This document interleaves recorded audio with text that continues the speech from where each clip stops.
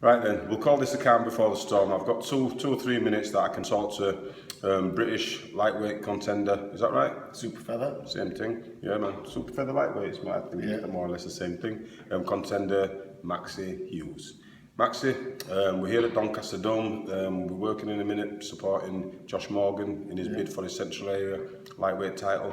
What we'll do. One that I fought for. Did you listen? I'll tell you what I'm going to do. I'm going to leave it to you. Do us a favour. Tell me a bit about your career before we get to the meat of the matter. But how many fights have you had?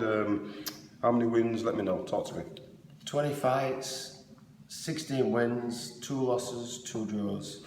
Well, I say draws. One of them were a bit of a scam, let's say. Who was that against? Wardy. Oh, is that where you got pulled out? You banged your nose and that? And No, the first one. oh, was that a cut or something? We had 2 fights. So go on. Tell me about the first one, Martin J. Our first one, December 2014. Yoko Bethnal Green, British Eliminator, 10 rounds, and it ended up a draw. Did you think you won it? No, I thought I won it. That's what I mean. Did you? There were 2 knockdowns. They were controversial, but they were counted as knockdowns. Against you? No, in my favour. I knocked him down twice, albeit controversial. One were with Ed. Yeah. But there were knockdowns scored. And they were scored?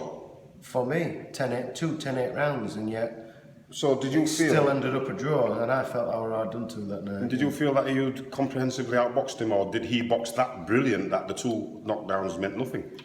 No. Can you see what I mean? It were a close-ish fight, but the 2 knockdowns must have... yeah, really... even like this is how bad it was. Jim Watt had me 2 rounds up, and Jim Watt don't have knockdown. and I'm not a matchroom fighter, Fair and enough. he was. Fair so enough. let's leave it. Happy at that. days. So you've had 16 wins, 2 losses, 2 draws. Who were the other loss to? I lost to Ward the second time when, if I look at camera this angle, you can see how bent my nose is. Yeah. I'm trying to make you good.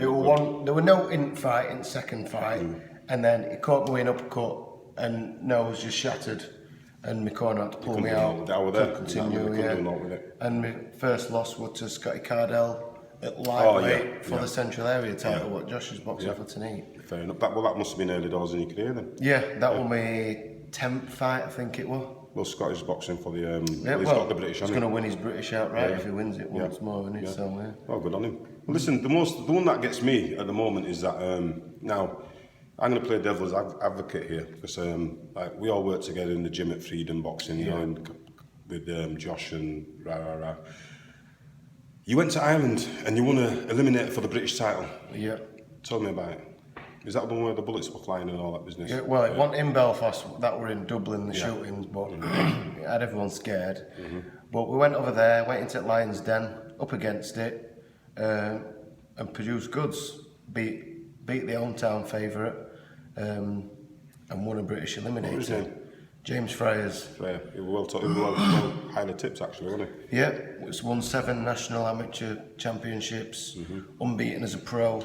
50% knockout record. They were all raving over him in Belfast. He's going to be this, going to be that. He's going to go on. But I had other plans. And you fulfilled them plans. And that's it, yeah. Well, listen. At the end of the day, if you won the eliminator, didn't that? Correct me if I'm wrong. Did that not give you the opportunity to box in the final eliminator against?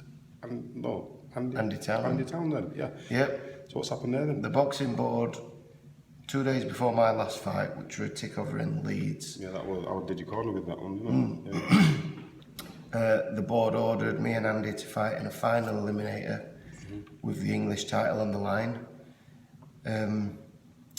Andy gets the go-ahead and gets moved forward to fight for the vacant title against Martin Ward.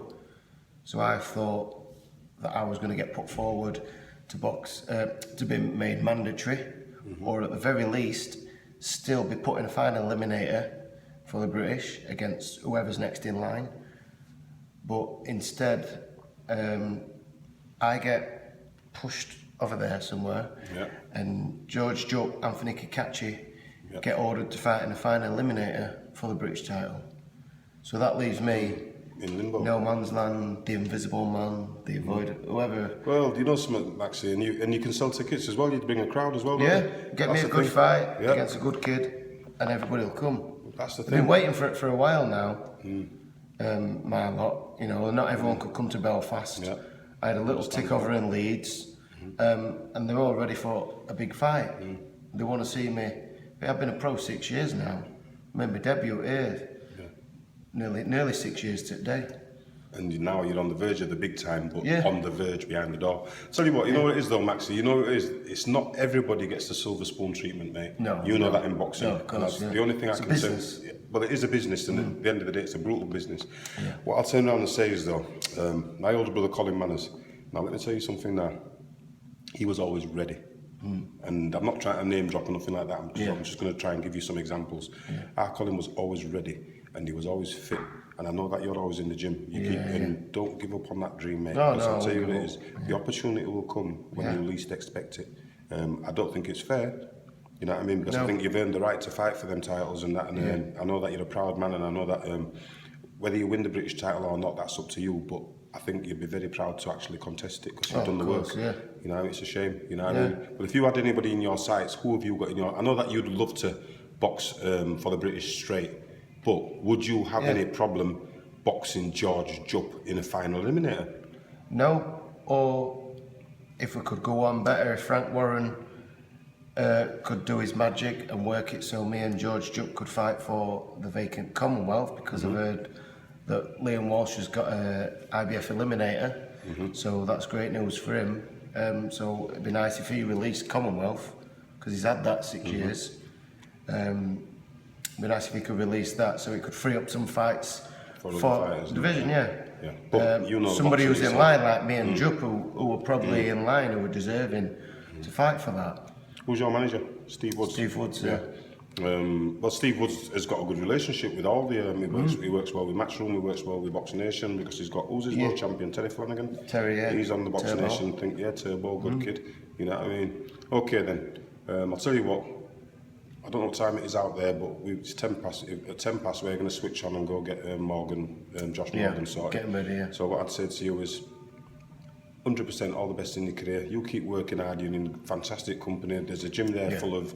There's Josh Warrington. There's Isaac Lowe. There's Tom Bell. There's Reese Mould. There's Maxi Hughes. Champions, contenders. Yeah, there's all good kids. Mally Wright's joining up with you guys and working with you guys.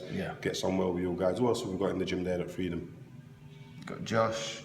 Well, there's some good kids coming through. Ben Davis. Yeah, he's a good kid. Banger as well, isn't he? Yeah. You know what I mean? He's out next week, I think. Is it next week or the week after? September the 10th or something, I don't know. 17th, I It's 17. believe. Yeah, he's a good kid and we can bang. He's looking ready. I'll tell you what we'll do. We'll say goodbye and we'll go get to work and see if we can win this Central Area title. Tell you what, Maxi, as ever, always a pleasure. You're a good man, all right? Sayonara. Okay, from the most handsome trainer in British boxing, allegedly, I'm going to say goodbye. Take it easy. Yeah, man, Manners Boxing.